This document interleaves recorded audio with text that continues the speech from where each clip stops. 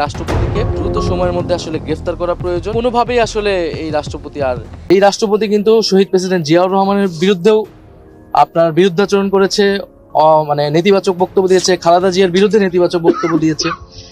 এবং ফলে আমরা মনে করি যে ফ্যাসিস্ট সময়ের চিহ্ন যে রাষ্ট্রপতি, সেই রাষ্ট্রপতিকে দ্রুত সময়ের মধ্যে আসলে গ্রেফতার করা প্রয়োজন। জুলাই গণহত্যা সহ সেই সময় যে নির্মম হত্যাযজ্ঞ হয়েছিল, সেই হত্যাযজ্ঞের সময় কিন্তু রাষ্ট্রপতি রাষ্ট্রের অভিভাবকের দায়িত্ব পালন করেন। জুলাই গণ অভ্যুত্থানে আওয়ামী লীগ সরকারের পতন এবং পরবর্তীতে অন্তর্বর্তীকালীন সরকারের ১.৫ বছরের মেয়াদ শেষে নির্বাচিত সরকারের ক্ষমতা গ্রহণের পর দেশের রাজনীতিতে এখন সবচেয়ে বড় আলোচনার বিষয় রাষ্ট্রপতি মোহাম্মদ শাহাবুদ্দিনের ভবিষ্যৎ। শপথ ভঙ্গ, জুলাই আন্দোলনে নীরব ভূমিকা পালন এবং শহীদ প্রেসিডেন্ট জিয়াউর রহমান সম্পর্কে বিরূপ মন্তব্যের অভিযোগে এবার তাকে দ্রুত গ্রেফতার এবং সংসদীয় প্রক্রিয়ায় অভিশংসন বা ইমপিচমেন্ট করার জোরালো দাবি উঠেছে। জাতীয় সংসদের প্রথম অধিবেশনেই এই ইস্যুটি ফয়সালা করার আহ্বান জানিয়েছেন জাতীয় নাগরিক পার্টি এনসিপি এর আহ্বায়ক এবং জাতীয় সংসদের বিরোধী দলীয় চিফ হুইপ নাহিদ ইসলাম। ছাত্র জনতার গণ অভ্যুত্থানে পতিত সরকারের পর থেকেই রাষ্ট্রপতি মোহাম্মদ শাহাবুদ্দিনের পদত্যাগের দাবি তুলেছিল সাধারণ মানুষ। পরিবর্তিত বাংলাদেশে ফ্যাসিস্ট আমলের কারো ক্ষমতায় থাকা মেনে নিতে পারছিলেন না তারা। বঙ্গভবনের সামনে সে সময় তুমুল বিক্ষোভ হলেও সাংবিধানিক শূন্যতা ও রাষ্ট্রের স্থিতিশীলতার কথা ভেবে অন্তর্বর্তীকালীন সরকারের আমলেও শপথে টিকে যান তিনি। কিন্তু নির্বাচিত বিএনপি সরকারের কাছে ক্ষমতা হস্তান্তরের পর সম্প্রতি একটি সাক্ষাৎকারে দীর্ঘদিনের নীরবতা ভেঙে মুখ খোলেন রাষ্ট্রপতি। আর তার এই সাক্ষাৎকারের পরই নতুন করে তার পদত্যাগ ও গ্রেফতারের দাবিটি রাজনৈতিক অঙ্গনে ঝড় তুলেছে। বুধবার পিলখানা হত্যাকাণ্ডে নিহতদের স্মরণে শহীদ সেনা দিবস উপলক্ষে বনানীর সামরিক কবরস্থানে শ্রদ্ধা নিবেদন শেষে সাংবাদিকদের মুখোমুখি হয়ে এ বিষয়ে কড়া প্রতিক্রিয়া জানান নাহিদ ইসলাম। তিনি অভিযোগ করেন রাষ্ট্রপতি তার সাম্প্রতিক বক্তব্যের মাধ্যমে সরাসরি শপথ ভঙ্গ করেছেন।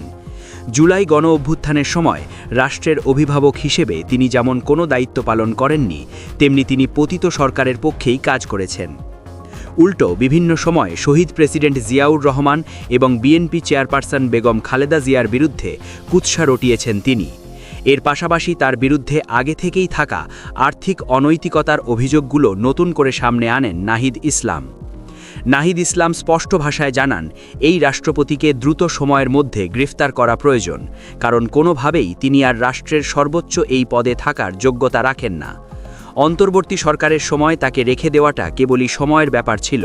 এখন যেহেতু দেশের নতুন সরকার ও নতুন সংসদ গঠিত হয়েছে, তাই সাংবিধানিক শূন্যতার আর কোনো অজুহাত নেই। ভবিষ্যতে কি হতে পারে? রাজনৈতিক বিশ্লেষক ও সংবিধান বিশেষজ্ঞদের মতে নাহিদ ইসলামের এই দাবির পর রাষ্ট্রপতির পদে মোহাম্মদ শাহাবুদ্দিনের টিকে থাকা এখন কার্যত অসম্ভব। সামনের দিনগুলোতে বাংলাদেশের রাজনীতিতে বেশ কয়েকটি বড় ঘটনা ঘটতে পারে। প্রথমত, জাতীয় সংসদের প্রথম অধিবেশনেই রাষ্ট্রপতির অভিশংসনের প্রস্তাব উঠতে পারে। বাংলাদেশের সংবিধানের 52 অনুচ্ছেদ অনুযায়ী রাষ্ট্রপতির বিরুদ্ধে সংবিধান লঙ্ঘন বা গুরুতর অসদাচরণের অভিযোগ এনে তাকে অভিশংসন করা সম্ভব, তবে এর জন্য সংসদের মোট সদস্যের অন্তত 2/3 ভোটের প্রয়োজন হয়। যেহেতু ক্ষমতাসীন বিএনপি এবং বিরোধী দল এনসিপি উভয়েই পতিত সরকারের বিরুদ্ধে শক্ত অবস্থানে রয়েছে, তাই সংসদে এই 2/3 সংখ্যাগরিষ্ঠতা অর্জন করা খুব একটা কঠিন হবে না। যদি এটি বাস্তবায়িত হয়, তবে বাংলাদেশের ইতিহাসে প্রথমবারের মতো কোনো রাষ্ট্রপতি অভিশংসিত হওয়ার নজির তৈরি হবে। দ্বিতীয়ত, অভিশংসনের মতো চরম অপমানজনক পরিস্থিতি এড়াতে রাষ্ট্রপতি মোহাম্মদ শাহাবুদ্দিন নিজ থেকেই পদত্যাগের ঘোষণা দিতে পারেন। রাজনৈতিক মহলে প্রচণ্ড চাপ তৈরি হলে এবং অভিশংসন নিশ্চিত বুঝতে পারলে পদত্যাগী হতে পারে তার জন্য একমাত্র সম্মানজনক প্রস্থান। তৃতীয়ত, নাহিদ ইসলাম সুস্পষ্টভাবে রাষ্ট্রপতির গ্রেফতারের দাবি তুলেছেন।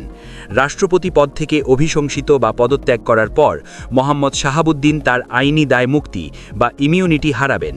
তখন জুলাই গণহত্যার ইন্ধনদাতা হিসেবে অথবা আর্থিক দুর্নীতির সুনির্দিষ্ট মামলায় তাকে সত্যিই গ্রেফতার করে বিচারের মুখোমুখি করা হতে পারে। সব মিলিয়ে বাংলাদেশের বর্তমান রাজনৈতিক সমীকরণ বলছে রাষ্ট্রপতির বিদায় ঘণ্টা বেজে গেছে। তার অপসারণের মধ্যে দিয়ে রাষ্ট্রযন্ত্র থেকে আওয়ামী আমলের সর্বশেষ বড় কোনো প্রতীকের পতন ঘটতে যাচ্ছে, যা দেশের ভবিষ্যৎ রাজনীতিতে একটি নতুন এবং যুগান্তকারী অধ্যায়ের সূচনা করবে।